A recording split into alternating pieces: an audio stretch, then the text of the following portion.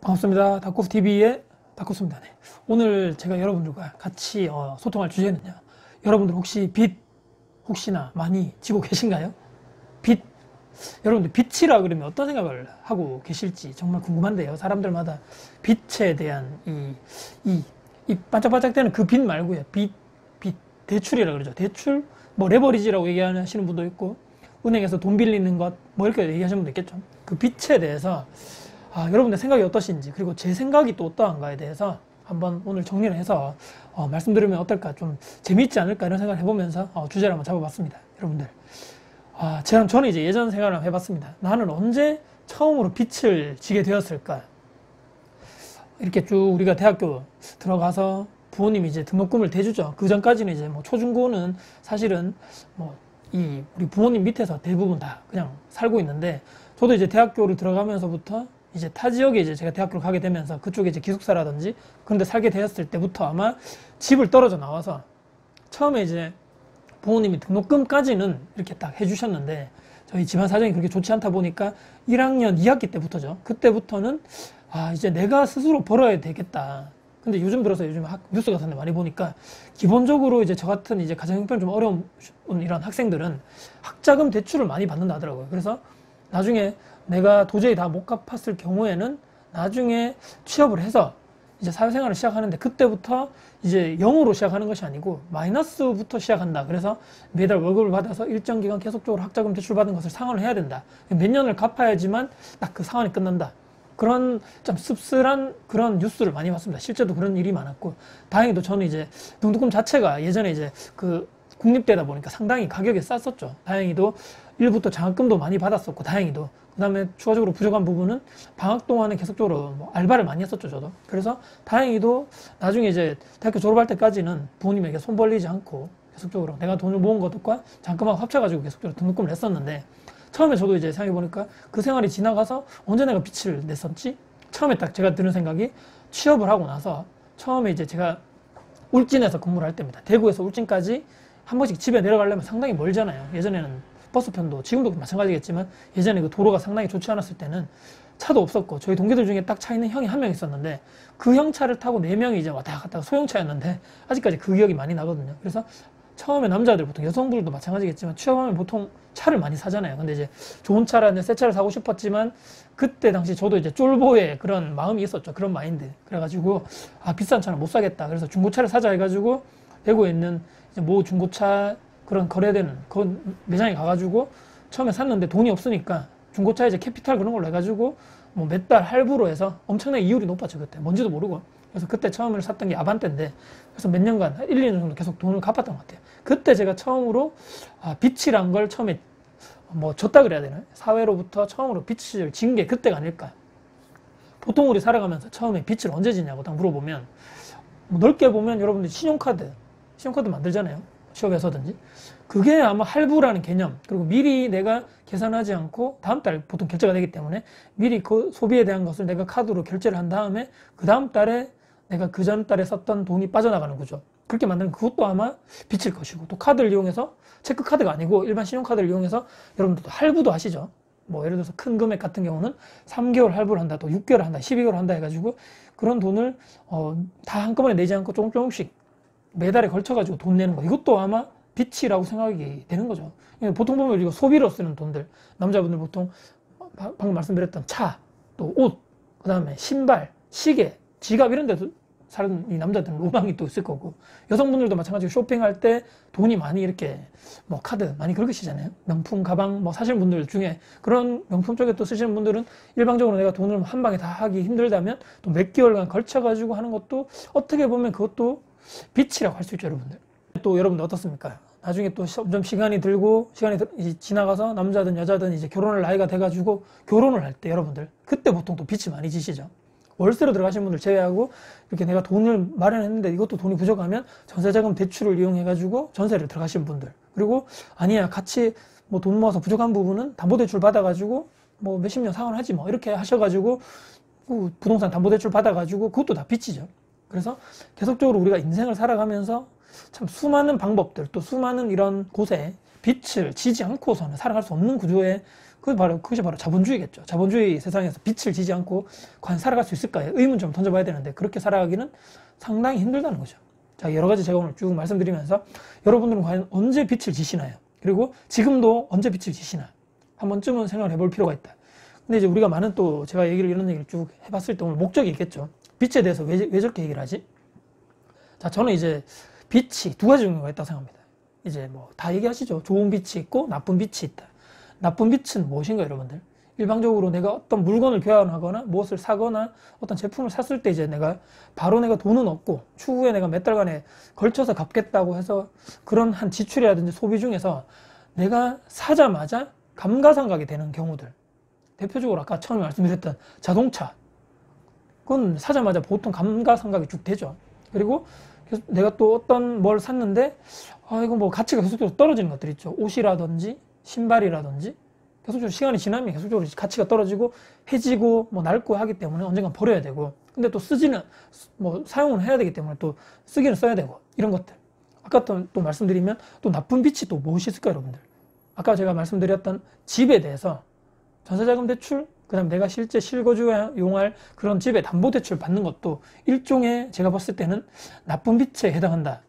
아니 집을 사는데 무슨 그게 나쁜 빛이야. 거기 들어가서 또 안정적으로 주거 환경적으로 내가 살고 있고 말이야. 삶의 질도 상당히 높아지는데 말이야. 그게 무슨 나쁜 빛이야. 뭔가 잘못 생각하는 것 같아.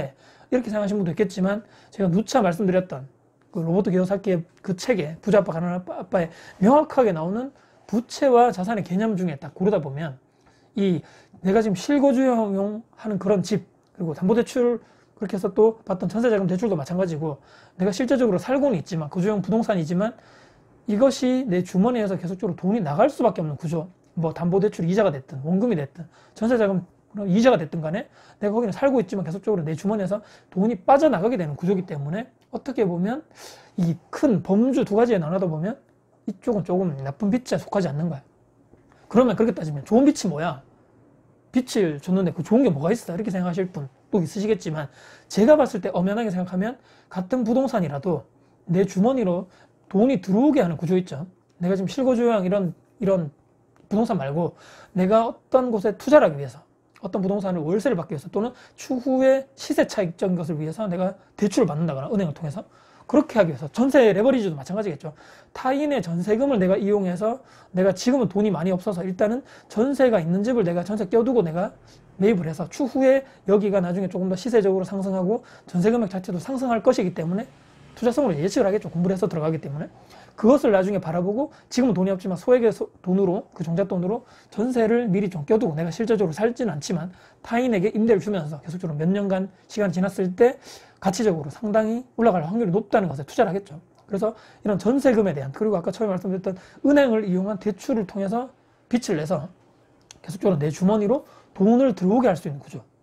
이것이 바로 좋은 빚이겠죠. 그리고 또 어떻게 보면 아까 처음에 학생들 학자금 대출이라는 것도 여러분 어떻게 보면 어떻습니까?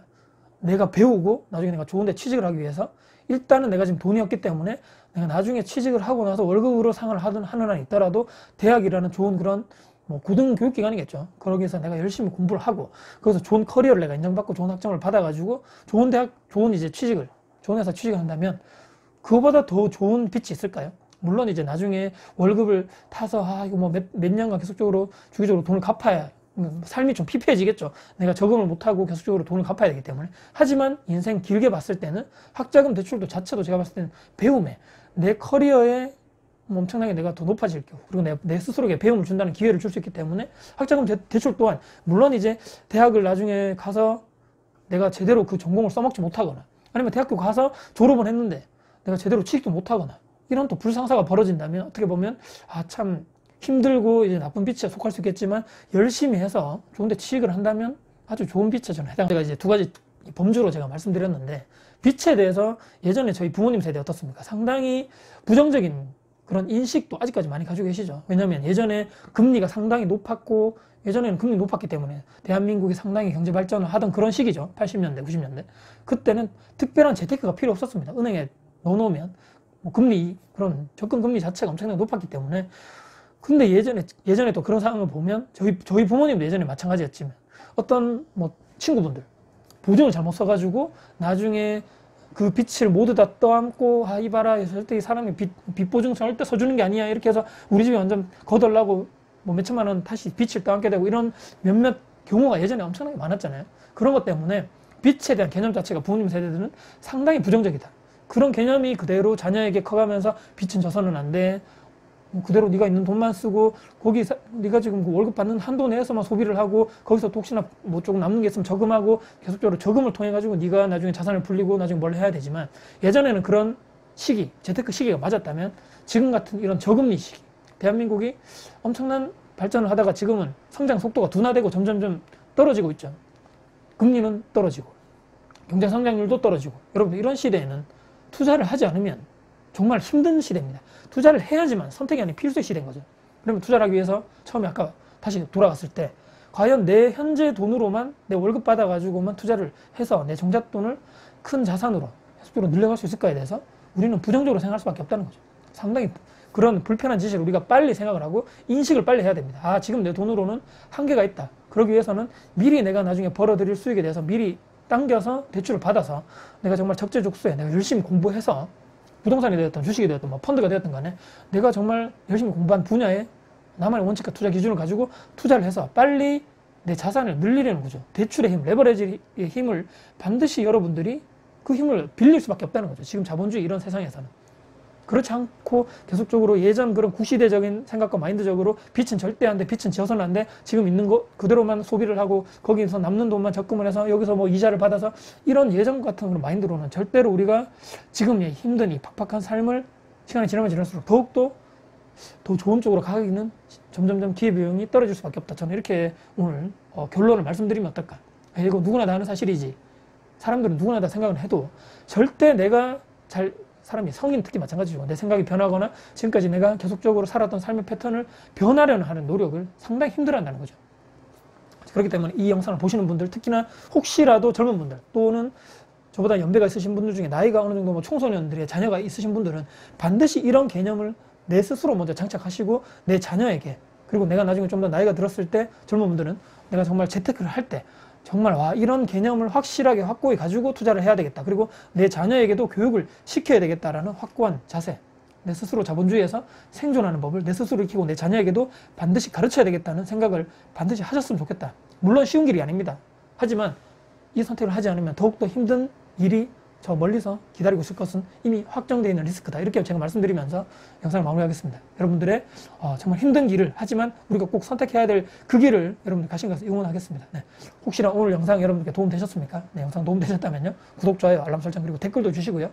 계속적으로 제 영상을 널리 공유해 주신다면 저에게 아주 큰 힘이 될 것 같습니다. 자본주의에서 우리가 살아갈 길은 적절한 대출을, 레버리지, 또 빚을 이용해서 우리의 자산을 계속적으로 늘려가는 구조를 만들어야 된다. 결론을 말씀드리면서 영상 마무리하겠습니다. 지금까지 다코TV의 다코였습니다. 감사합니다.